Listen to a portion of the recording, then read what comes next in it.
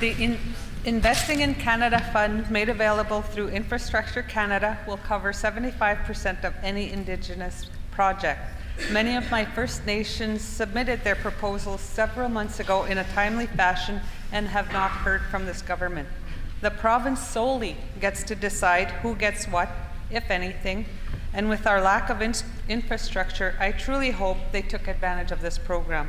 Can the minister give us any update as to where they are at in the selection process for Indigenous projects?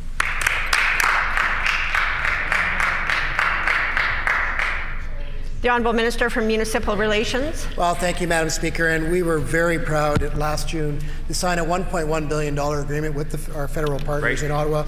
Madam Speaker, we are working through the process. As a matter of fact, Madam Speaker, I can tell the member and this House that we're looking forward to an announcement coming, Madam Speaker.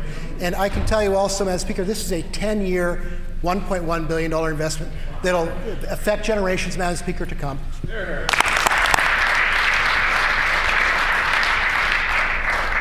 The Honourable Member for Kiiwetinoong on a supplementary question. There is much needed infrastructure throughout all of my riding, and the revision of unfair policies that entrap us to live in survival mode.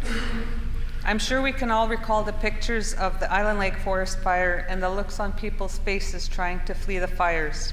Wastigamak needs an airport capable of landing large planes, not only to lessen the burden of high food costs, but for emergencies such as wildfires. Can the minister tell us if they have approved any projects specifically for a remote fly-in First Nation? The Honourable Minister of Infrastructure. Madam Speaker, our government has been in the forefront of helping our airports across this province. In fact, we just announced more than $1 million for airports across Manitoba. Madam Speaker, we will take this member's concerns forward. We do have a lot of issues when it comes to our airports in the north, and we will always be listening to new ideas, and we appreciate the member raising that with this legislature.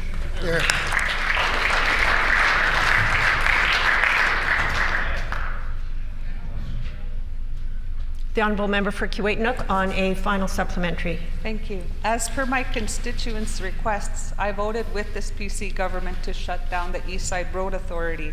We had assurances from this government that they would enact a timelier plan in its place.